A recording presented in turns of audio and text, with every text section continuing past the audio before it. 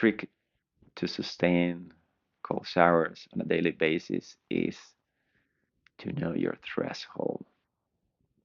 If you start turning on the cold water, you will notice that at some point, there's a point that goes a bit out of the comfort zone. There's a point where your body will like to stay. Then you push it a bit, it just feels, oh, okay. But there's a point where you can tell how your body is start turning on its own heating system. That should be your goal. Stay there every day. And don't try to make it full. Maybe one day you would like to do it, but I suggest you to watch out for not self-sabotaging your practice by doing it too much, by doing it in such an uncomfortable way that you would say, okay, this is not for me. I don't like cold water. Well, I think 99% of people don't like cold water. The whole point is that it's incredibly beneficial for your body. And if you're able to stand it, I mean, the cold water, it will get you a great start in your day. And you will probably feel that it's stimulating your body in a very positive way. On the psychological side, well, the first thing is just make sure rather than putting a lot of water too soon, a lot of cold water too soon, make it every day. So get on your calendar and mark every time you do it. And I would say just stay in this threshold of just a bit cold and do that for 1 month or for something like for you, it feels already normal. And if you start stretching into cold little by little, it won't feel so hard and you will be able to commit with it and you will succeed with it. I've been doing this for more than 5 years now, and the reason why I make this video is because many people around me start just mention this in different circumstances, and people just start getting interested in the idea because everybody knows at this point that it's very healthy and it can feel really, really good. I mean, way better than caffeine or any other routine. It can just wake you up and get you a good start in your day.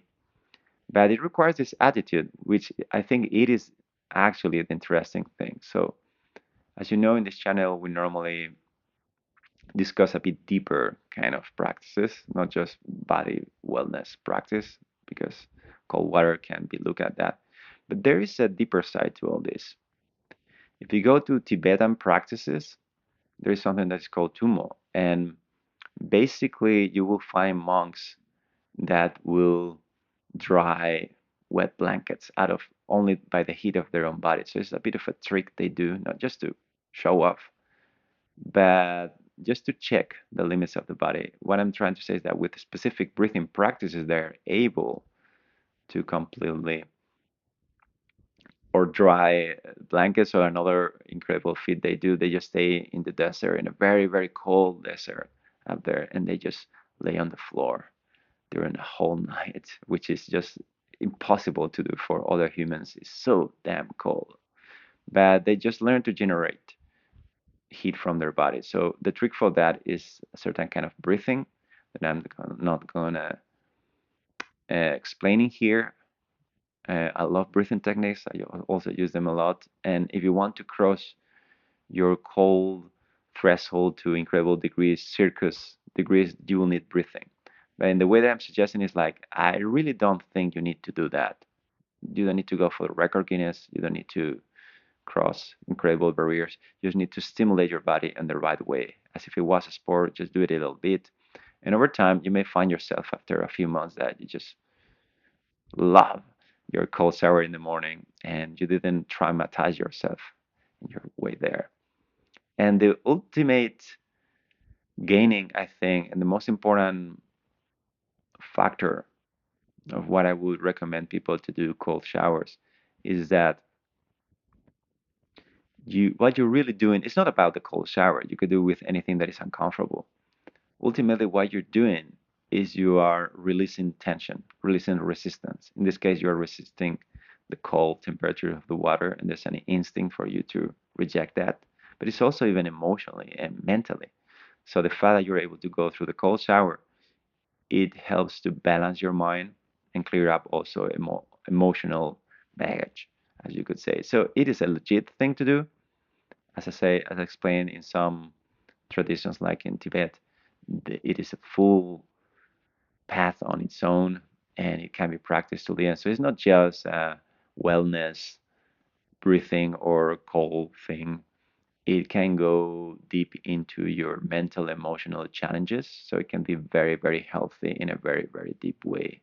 And if you would bring it to the extreme, as I was mentioning before with these monks, then you will start perceiving things in a more fundamental and essential way. So it's just a trick. As you know, in India and in many places, they practice asceticism, which is this whole thing where you have seen people laying down in a bed um, full of nails and things like that, or playing with fire in ways that you will think that's impossible to do. But the point is not the showing off a special skill. That is really not the point. The point of it is you finding yourself a challenge that helps you have a threshold, something you can sort of measure to bring your body and your mind to balance. So you could do anything. I suggested the cold shower because that's something that probably most people have showers anyway, right? So it seems to be something that doesn't use time. But I would suggest there is a bit more depth into the strategy on how to do it than just putting yourself a lot of cold water. And ultimately, as I mentioned, just to wrap up all this, you can also, if you don't like cold water, you can do with anything else. Just think about sports. You just need to find something that is apparently uncomfortable, and then just you will see that maybe in the moment it's uncomfortable, but by doing that, something in you sort of lines up, and you let go of all the bullshit, all the crap, and you fine tune to this moment. It's a very rudimentary way to go about it, but it just works, and it can be a very positive habit to support a deeper exploration you may be doing in a more subtle way. I think that's it. Anyway, just wanted to throw this out because as I said before, there's many people around me that over time say, "Wait, I'm doing the cold shower thing now," and have a lot of conversation about this. So, just for the hope that is of benefit for you, just wanted to share that little bit input. So remember, the threshold is the key. Just do it as much as you can stand, maybe a little bit more, but don't do it a lot more because that probably will burn out your excitement for getting this habit.